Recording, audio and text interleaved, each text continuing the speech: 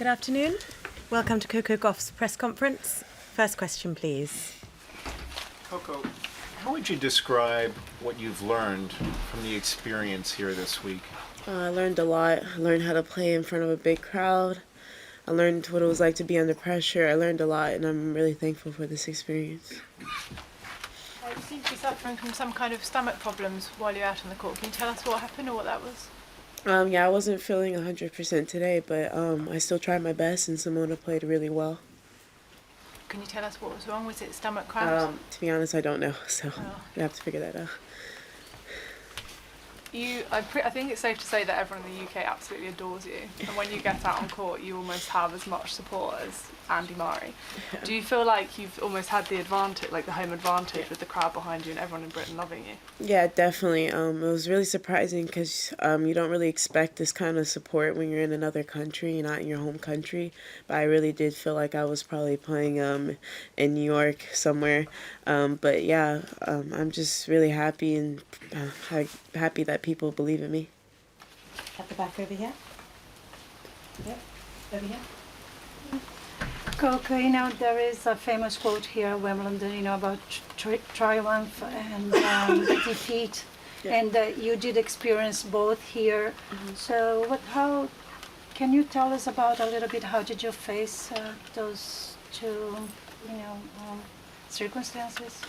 Yeah. So I had a lot of fun. I still have fun out on the court today, even though I was losing. I don't know how to describe how I feel now because the match is still freshly new, but we'll see how I feel in a couple hours. Coco, if someone had approached you as you were leaving Paris and said, no worries, in 5-6 weeks you'll be the toast of the town in London, reach the 4th round, and just have the experience of a lifetime, or a young lifetime, so to speak, what would you think? What would you say? I'll be like, it's crazy. I lost second round of qualifying in Paris, and now I made it to the second week, and I'm super proud of myself, and I'm excited to see what I'll do at US Open and the next couple tournaments coming up. And what quality do you think you showed the most during this run here at Wimbledon? Honestly, I can't really pick a certain match because I feel like every match of... Not a match, a quality within you. Wait, what was your question? What quality within you did you most show here during your... Oh, definitely, I would say my attitude on the court and continuing to fight for every point. That was definitely what helped me win the last 3 matches, and I think that if I keep that up, I'll keep doing well.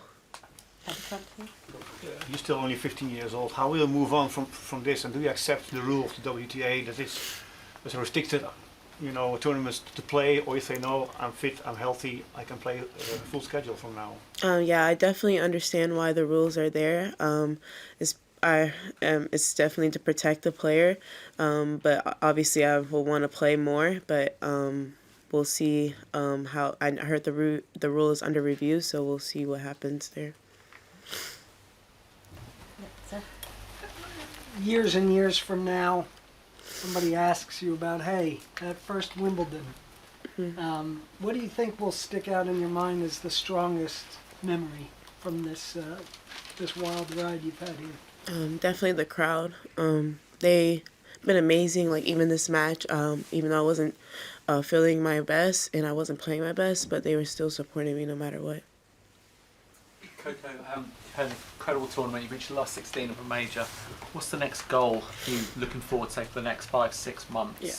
Yeah. So honestly, I don't know my schedule right now because I wasn't expecting to be here. But my next goal would be to win the next tournament I play, but I don't know what the next tournament will be. So we'll see what happens. Hopefully, I'll be playing some tournaments in US Open Series though.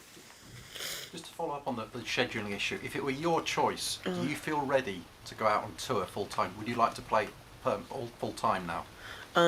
Even if the restrictions weren't there, I still think I wouldn't play as much as players do when the older players do, just because I'm still trying to develop my game and I'm still trying to train. So I feel like I would obviously play more than the rules state, but I think I wouldn't try to overdo it because I'm still 15 and like my game isn't nearly as good as I want it to be. So I'll take more time to train. I think this was like your 7th game in a fortnight. How much of a factor was fatigue today, would you say? And did you, I mean, in that first set particularly, did you feel like kind of perhaps let an opportunity get away? I mean, Yeah. Simona wasn't looking invincible. I feel like I wasn't tired today. I don't know what I came with. I went to the doctor and I'm supposed to be coming back tomorrow to figure that out. But I don't think I was tired because of the matches. I honestly think that something just must have came the past weekend. So we'll see what it was tomorrow. Okay, I was wondering if you consider yourself to be a good or a bad loser, and whether you still watch tournaments when you go out of them, whether you'll keep watching Wimbledon, and who you would tip to win from now. I would say a little bit of both. I would say I'm a bad loser, not in a bad way, but like I kind of take it kind of hard. But I think it's a good thing because I kind of use that to motivate myself to work harder. So I would say I'm a good loser, mixed with bad, but I think the bad is kind of what makes me better, I guess. I don't know. I haven't been able to watch a lot of matches this week, so I don't know how everyone's playing. But I'm definitely going to continue to watch the tournament, obviously, and try to learn some more.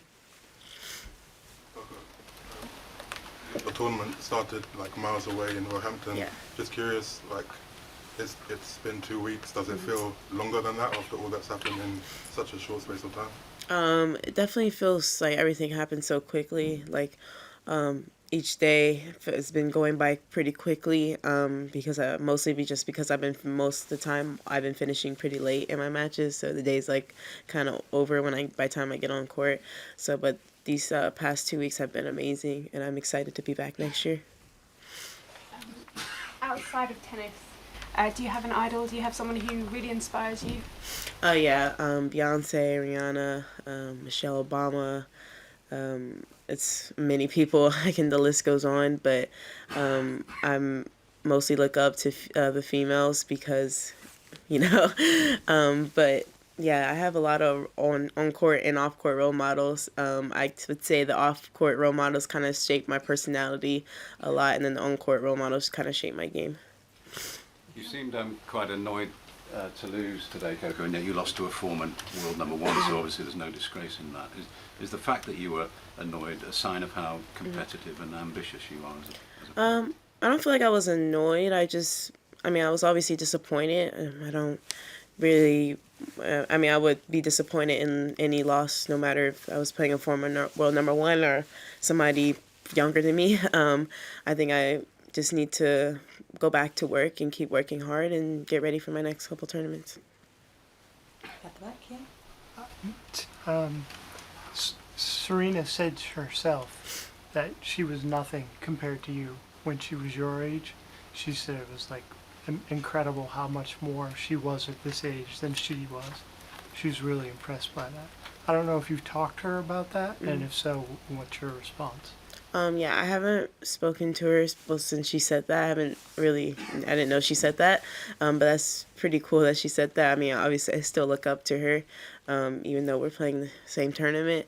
I feel like I'll always kind of look up to her until we one day face each other on the other side, and win or lose, I'll still look up to her, so it's fine. Over on the right. Coco, what did you make of all the attention on you? Not just the crowd reaction, but the TV, the papers, everything, the responses on social media. How did you follow all that during the matches? It's amazing. I kind of don't know how the rest of the world reacted because I'm still in London, and even like with all this going on, I still felt like I was in a bubble because I've just been going to tournament hotel because I've been finishing so late. But I'm excited to go home now and see my family. And I saw a video and they were saying they were so proud of me, so that kind of makes me happy. If I have it right, the former First Lady Michelle Obama gave you a shout out on Twitter. Yeah. How did that feel to see that come through? It meant a lot to me because I've looked up to her for a long time, and she's such a role model, and I mean, I was really shocked. I wasn't expecting that. That was probably one of the least expected. I don't even know who I was expecting from, but like some of the celebrities that tweeted me, I didn't even know follow tennis, or, I mean, they probably don't follow tennis, but I don't know. It's just crazy how like big this has gotten. Coco, is it almost daunting to try and get into context how much your life has changed over this past week or so, and how do you get back to go to do your high school work now? Are you due to finish this summer? Yeah, I'm on, like, literally have 2 weeks left. I probably could have been done if I didn't play this. But I'm so close. But my teachers definitely let me take a break a little after this so I can focus on my matches. And to answer your first question, I'm just going to go get back to work. I mean, I'm going to rest, obviously, for a couple days. I don't know where we're going to go, but I'm definitely going to take like a mini weekend family vacation. So I don't know where we'll go, but I'm excited to just kind of chill for a little bit. Coco, when you played on Friday, there was no space outside on Henman Hill. There was no space inside, there was no space outside. And the same today. Did you feed off the crowd? Could you use it? Or do you think maybe next time I could even make more use of that, the fact you've now got so many new fans? Yeah, I definitely used the crowd a lot, especially in both matches, even today. They were definitely gave me extra motivation, and because sometimes like it's hard to, because you're out there alone, so they kind of help like make it feel like you have teammates, I guess.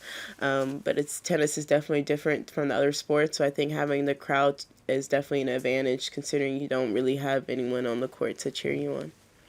Last two questions. She said you definitely wanted to go to college. Do you still intend to do that now? Well, I'm going to do it online. I still want to go to college. It's kind of like a requirement, I guess, for my parents. But obviously, I'm still going to be playing professional, but I'm definitely going to take some online courses. But, I mean, I'm still fairly new to high school, so I haven't figured all that out yet.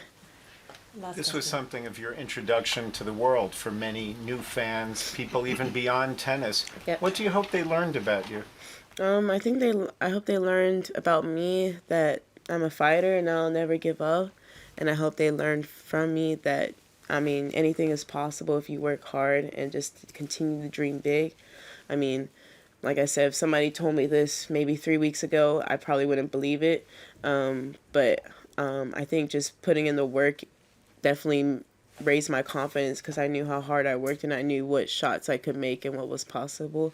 So, and I'm only 15, and this is like, I've not nearly developed my game. Like, I mean, I started tennis at 6, so I'm so excited to see if I continue to work hard to see what other success I can do in the future. Thank you, ladies and gentlemen. Thank you, you. Coco. Thank you.